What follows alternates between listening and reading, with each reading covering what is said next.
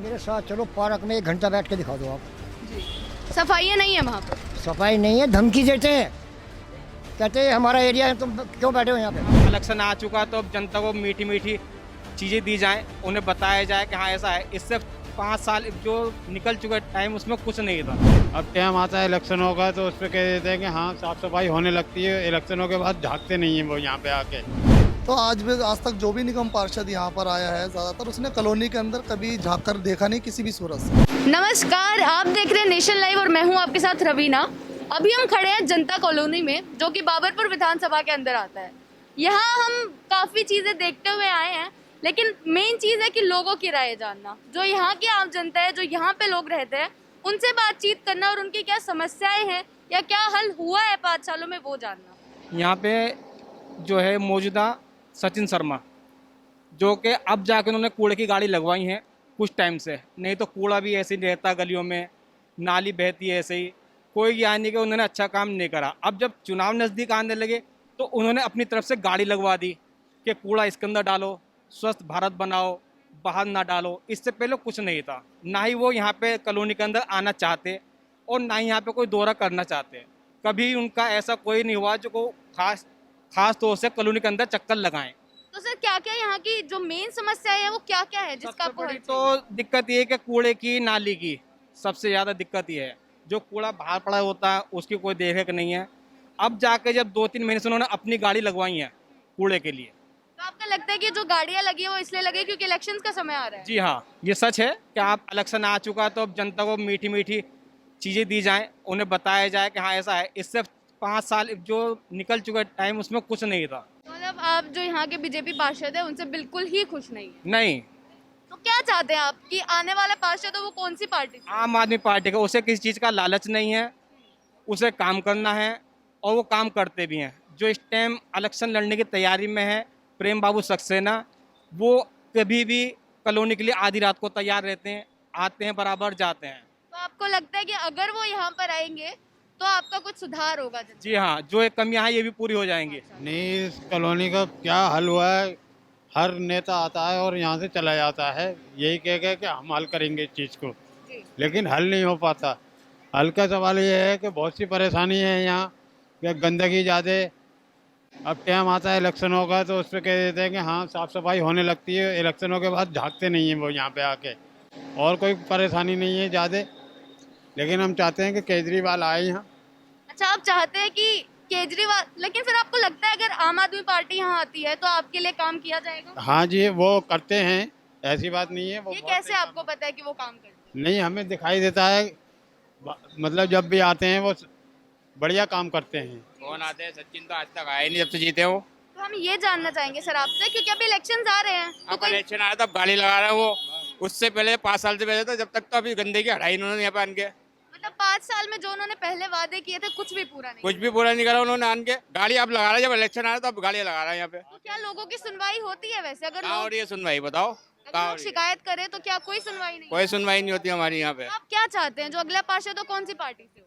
देखो वो तो चुनाव होने के बाद ही पता चलेगा कौन आएगा कौन नहीं लेकिन आएगा। आप क्या चाहते हैं? आपके मन में जो हम होगा तो ये एक चाहते हैं जनता जैसे का- ये हमारी जो गलियाँ है, ये हम भी चाहते हैं कि हमारी गली भी सफाई रहे, जैसे औरों की रहती है ना वैसे हमारी भी रहे। ये सुनवाई नहीं होती हमारी बिल्कुल भी इस चीज़ की। तो शिकायतें अगर यहाँ की जनता करती है तो सुनवाई बिल्कुल ही नहीं कुछ हो भी रही। नहीं होती सुनवाई, जब वो आ ही नहीं रहे यहाँ पे तो सुनवाई कैसे होगी? मतलब लोगों से कोई बातचीत नहीं है, बिल्कुल जनता से नहीं। कोई कनेक्ट। तो सर ये बताइए, जैसे अभी नया अगर पार्षद आए तो उससे उम्मीदें क्या है आपकी या मांगे क्या है भाई जनता? उम्मीदें तो यही होती है भाई, हम तो यही बात रखेंगे भाई, हमारी भी जैसे गलियां है, नालियां हैं, ये चीज़ को देखे, वो भी आन के बार बार आए, देखे, गलियों में घूमे, ये चाहते हैं हम तो। तो सर आपको क्या लगता है जो यहाँ की जो जनता रह रही है इतने सालों से, उनकी क्या क्या ऐसी समस्याएं हैं जिनका हल हो जाना चाहिए था अभी तक? देखो जी, समस्या तो यहाँ पर बहुत है।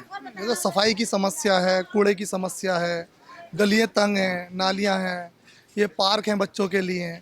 तो आज तक जो भी निगम पार्षद यहाँ पर आया है, ज़्यादातर उसने कॉलोनी के अंदर कभी झांक कर देखा नहीं किसी भी सूरत से। मतलब पूरे इतने सालों में कोई ऐसा पार्षद नहीं जी आया? जी जी, इतने सालों के अंदर कोई भी ऐसा पार्षद नहीं आया या कोई एमएलए ऐसा नहीं आया यहाँ पे जिसने कॉलोनी के विकास को देखा हो या कॉलोनी के अंदर घुस कर के देखा हो कि कॉलोनी को किस चीज़ की ज़रूरत है, क्या चीज़ चाहिए यहाँ, ऐसा कुछ नहीं है। सबसे बड़ी समस्या यहाँ पानी की है। तकरीबन पिछले 15 साल कांग्रेस रह चुकी है यहाँ पर, फिर आज 5-7 साल से आम आदमी पार्टी भी है, मगर सबसे बड़ी समस्या इस कॉलोनी के अंदर पानी की है। तो आपको क्या लगता है कि अभी कौन सी पार्टी ऐसी है जो उभर सकती है और जो लोगों के काम के लिए, उनके हित के लिए काम करेगी? देखो जी, मेरी राय तो अपनी ये है कि अगर जो भी पार्टी यहाँ कांग्रेस हो या आम आदमी पार्टी हो या बीजेपी हो, उन लोगों को जो है ना पब्लिक के लिए काम करना चाहिए, पब्लिक के समाधान निकालना चाहिए। हम तो ये चाहते हैं कि वो ही आदमी यहाँ पर आना चाहिए जो यहाँ का काम करे, यहाँ के संविधान करे, यहाँ के लोगों को देखे कि इन लोगों को क्या परेशानी है, क्या दिक्कत है। मगर आते हैं लोग और अपने काम को नारे लगाते हैं, 5 साल के बाद आते हैं, लोगों को झूठे वादे करके चले जाते हैं। कोई कहता है कि हम यात्रा कराएंगे, कोई कहता है बच्चों को स्कूल में फ्री एडमिशन दिलवाएंगे, मगर फिर वो कोई लौट कर नहीं आता। ये पार्क आपके सामने है, ये यहाँ के लोकल लोगों ने, यहाँ के आम लोगों ने, जितने भी हमारे कॉलोनी के लोग हैं, इन लोगों ने इस पार्क का विकास किया है। तो आपने सर अभी शिक्षा की बात की, तो यहाँ के जो एमसीडी के स्कूल्स हैं, जो क्योंकि बोलते हैं कि बच्चों के लिए ही है, उनकी शिक्षा के लिए ही है हर एक निगम में, तो क्या वो है यहाँ के, या यहाँ के अच्छे स्कूल्स हैं, लोगों की शिक्षा हो रही है? नहीं, शिक्षा तो हो रही है, पहले से बेहतर शिक्षा है, मगर अभिभावक जितने भी हैं यहाँ पे, जो पेरेंट्स हैं यहाँ पे, वो जब स्कूलों के अंदर जाते हैं किसी काम के लिए, तो जो स्कूल के टीचर हैं, प्रिंसिपल हैं, उन लोगों के जो व्यवहार है ना, वो ऐसा व्यवहार है, वो उस निगाह से देखते हैं कि जैसे ये छोटी कॉलोनी से आए हैं। उनका जो व्यवहार है ना, वो आज तक बदला नहीं है। शिक्षा बेशक ऊंचे लेवल पर पहुंचा दी गई है, मगर ऊंचे लेवल की शिक्षा जो है ना, सिर्फ बातों में है, यानी कि बातों के अंदर है, यानी कि नेताओं के अपने अपने चरण पर है वो, मगर उसका विकास जो है ना, वो नहीं है। मतलब आप बोलना चाह रहे हैं कि भारत एक विकसित देश है, पूरा अपना विकास कर रहा है, लोग इतना एजुकेशन की तरफ ध्यान दे रहे हैं, सब चीज़ बोल रहे हैं कि भाई शिक्षा मिलेगी तभी आगे बढ़ेंगे, लेकिन ये जो चीज़ है कि भाई लोगों के मन में जो एक है चीज़ है कि भाई छोटे कॉलोनी से आते हैं तो उनका बात करने का तरीका बदल जाता है, वो अभी भी है। बिल्कुल बिल्कुल मैम, आप किसी भी स्कूल में जा करके देख लीजिए, चाहे वो प्राइवेट हो या सरकारी स्कूल हो, जितने भी छोटी कॉलोनी के लोग हैं, जैसे झुग्गी झोपड़ियों के लोग हैं, उनसे बात करने का जो उनका तरीका है ना, वो आज भी वही 20 साल या 30 साल पुराना है। क्योंकि दावे ये लोग कितने भी कर लें, किसी भी तरीके के दावे कर लें, मगर जो वहाँ पे शिक्षक है ना, जो वहाँ पे जो टीचर हैं, जो वहाँ के प्रिंसिपल हैं, वो उनको उसी निगाह से देखते हैं कि ये छोटी कॉलोनी से आते हैं। तो सर आपको लगता नहीं कि जब उन्होंने इतनी शिक्षा पा ली है, जब वो वहाँ के टीचर बन गए, प्रिंसिपल बन गए, तो उनका ये फर्ज बनता है कि वो सबको एक समान शिक्षा प्रदान करें? इसमें सबसे बड़ी जो समस्या है ना, वो आरक्षण की है।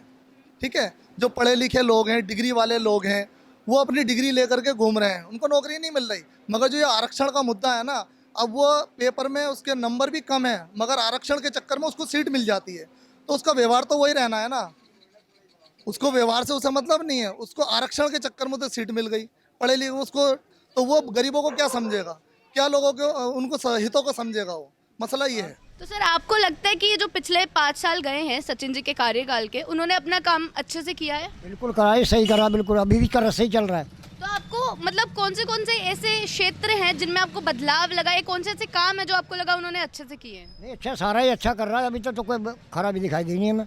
मतलब जो यहाँ की सड़कें हैं या जो कूड़ा का है, जो स्ट्रीट लाइट्स हैं? 4-4 5-5 दफे कूड़े की गाड़ी आ रही है और बराबर दे रहे सारे, नाली वगैरह सफाई हो रही है सारी। तो मतलब आपको कोई शिकायतें नहीं है? हमें कोई शिकायत नहीं है। और देखो जी, मैं आपको बता दूं, यहाँ जो आम आदमी पार्टी है उसका मामला है मोमडन से, वो खुलेआम कह देते हैं, कहते हैं कि जी हमें मोमडन नाराज़ नहीं होने चाहिए हमारे, बाकी जाए भाड़ में।